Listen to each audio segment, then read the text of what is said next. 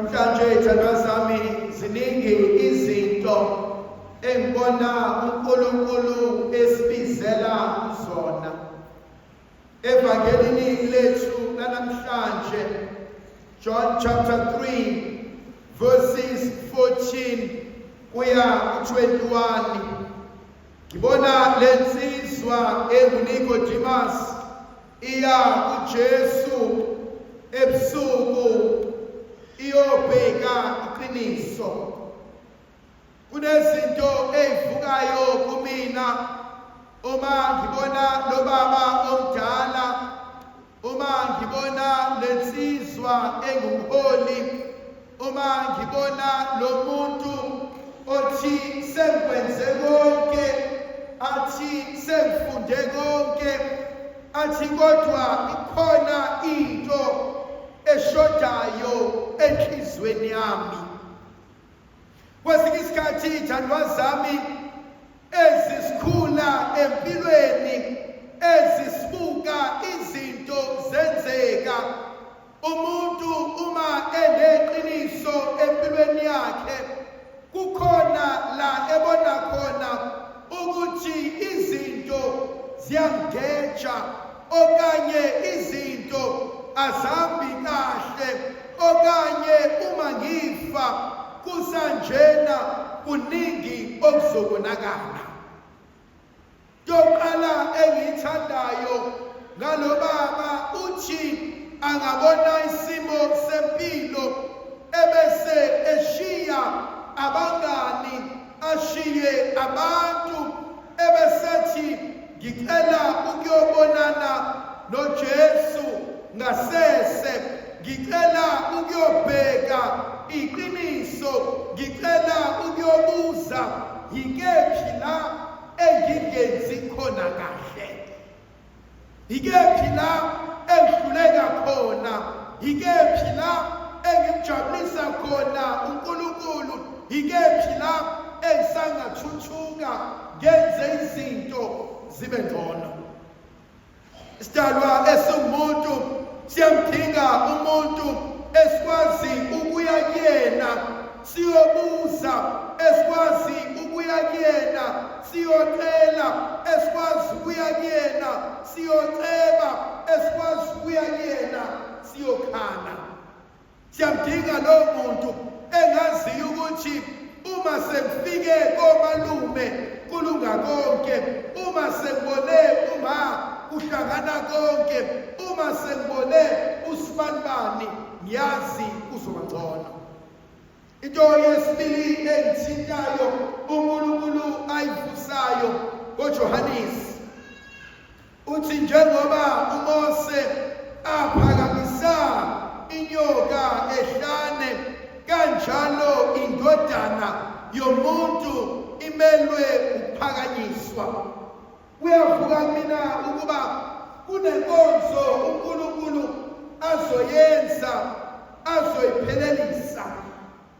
uJesu ukhuluma noNicodemus, ufuna ukuthi kuyena lo muntu oza kuyena, lo muntu ozocela kuyena, naye umelwe ukufa, naye umelwe usizi, naye umelwe ukuphakanyiswa, maqedane abantu basizakale. Kunenkonzo engifuna ukudlula kuyona ethi mhlawumbe inhlupheko zakho, usizi lwakho, ukhala kwakho ikona okuzosindisa umndeni wakini. Mhlawumbe ukhala kwakho nohlupheka kwakho ikona okuzoxolela abantwana bakho. Mhlawumbe ukuyikhandla kwakho nokuyinikela kwakho ikona uNkulunkulu azokubona, akuzwe, maqedane awusindise umndeni wakini. Kunenkonzo evukayo kumina ukuthi kunenhlupheko ezizokwenzeka ukuze abanye abantu bakwazi ukusizakala. Kunosizi esodlula kulona ukuze eminye imindeni ikwazi ukuphiliswa. Okwesithathu okungithintayo kulesi sifundo uvuka kumina inkonzo uma emubuyisela emumva ethi uMose uzokuyiphakamisa lenyoka indodana izophakanyiswa. Ebese ngiya esiphendulweni sethu amahubo 137 athi ngasemfuleni yaseBhabhiloni sahlala khona salila sikhumbula iJerusalema. Basicela abasithumbileyo ukuba masihube ngathi siyakuba kanjani itulo likaJehova ekuhambeni. Kunento evuka enhliziyweni yami ethi zingaki izinto ebeziligugu ebesiyithanda eseyifile, esesiyibulele, esingasayinakile, esingasayibheki, esingesenendaba nazo. Bese kuyavuka kumina ukuba kunezinto ekumele ukuba zime ukuze nathi sikwazi ukuphila. Kunamakhaya ekumele akhiwe ukuze nami ngikwazi ukuba umuntu. Kunendlu ekumele ngivuse ukuze abantu abami bakwazi ukuqhubekela phambili. Bathi labantu asikwazi ukujabula iJerusalema lisahleli phansi, asikwazi ukuhuba iJerusalema lisengumlotha, asikwazi ukujabulisa abanye abantu ikhaya engizalwa kulona lisenje. Inkonzo evukayo kumina ethi mhlawumbe besibizelwe enkonzweni yokuyolungisa la sidibhize khona, besimele sivukele enkonzweni la siyoqoqa la hlakaze khona, bekumele sibuyele enkonzweni la siyophelelisa la sikhulume ebuhlaba khona. Inkonzo yesine evukayo kumina uthi uNkulunkulu ngomlomo kaJohanesi ngokuba uNkulunkulu wawuthanda kangaka umhlaba maqedane wathumela indodana yakhe ukuba yilowo nayilowo okholwa kuyona angabhubhi kodwa abe nokuphila kwaphakade. Kunenkonzo ethi kumina yilowo nayilowo wethu uke wathandwa emazulwini.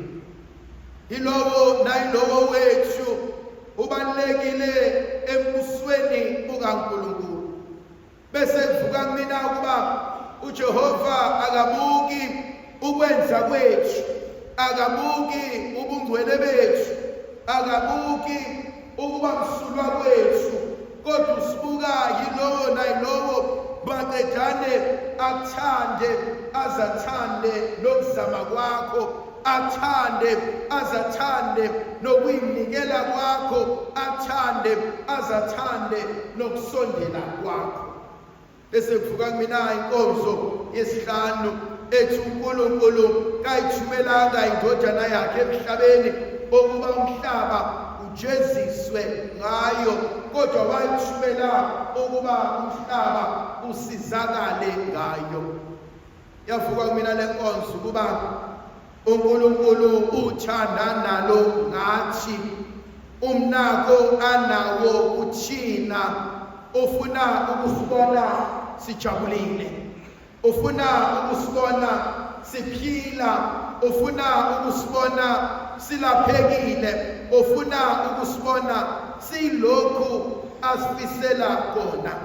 Athi uJeremiya, amacebo enginawo ngempilo yakho, ngifuna usimame, ngifuna ukhule, ngifuna ube yilokhu okuzokuphilisa, okuzokunikeza impilo.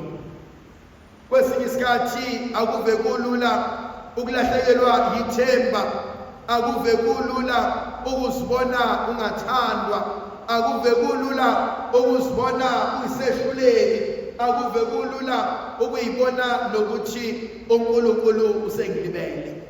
Kwesinye isikhathi izinto azenzeki, abanye abantu baze bafikele ukuthi mhlawumbe uNkulunkulu ulalela imikhuleko yalaba kodwa thina akasenzeli.